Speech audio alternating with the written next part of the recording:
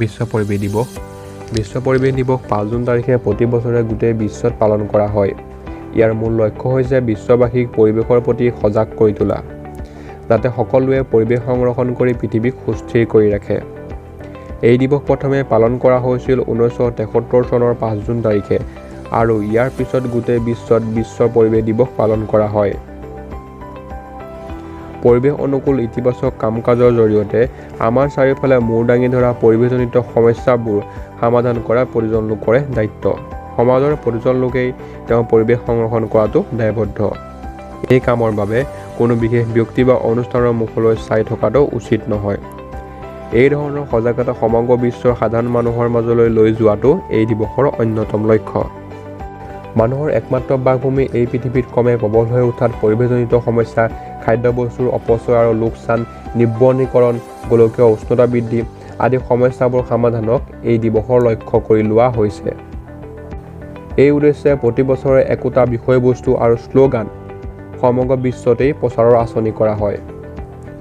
কাৰ্বনমুক্ত পৰিৱেশ আহৰণৰ সফলতা লাভৰ বাবে বননীকৰণ, সেউজ গৃহৰ পাৰ্শ্বক্ৰিয়া হ্ৰাসকৰণ, জৈৱ ইন্ধন উৎপাদনত উদগনি, বিদ্যুৎ উৎপাদনত জলবিদ্যুৎ প্ৰকল্পৰ ব্যৱহাৰ, ছ'লাৰ ৱাটাৰ হিটাৰ ব্যৱহাৰত সাধাৰণ মানুহক উৎসাহিত কৰা, সৌৰ উৎসৰ পৰা শক্তি উৎপাদন, নতুন জল নিষ্কাশন ব্যৱস্থাৰ বিকাশ, প্ৰবাল চৰ আৰু মেংগ্ৰোভৰ প্ৰতিষ্ঠা বা পুনৰ প্ৰতিষ্ঠাত সহায় কৰা, যাতে বান আৰু খহনীয়াৰ কবলৰ পৰা ঠাইবিলাকক ৰক্ষা কৰিব পাৰি ইত্যাদি বিষয়বোৰক মানুহৰ মাজত জনপ্ৰিয় কৰাৰ উদ্দেশ্য আগত ৰাখি এই দিৱস উদযাপন কৰা হয়।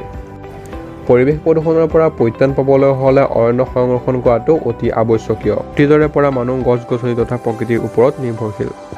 গছে আমাক বিশুদ্ধ বায়ু প্ৰদান কৰে আৰু লগতে শীতল ছাঁ দিয়ে।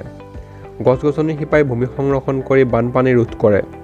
বৰষুণৰ ক্ষেত্ৰতো গছ-গছনিৰ যথেষ্ট অৰিহণা আছে। গছ-গছনিয়ে বৰষুণৰ সহায়েৰে ধূলি আৱৰ্জনা আঁতৰাই পৃথিৱীখনক নিকা কৰি মানুহৰ উপযোগী কৰি ৰাখে।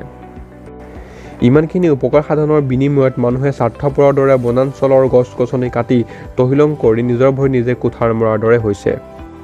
ক'ব নোৱাৰাকৈ মানুহ পৰিৱেশৰ শত্ৰু হৈ পৰিছে।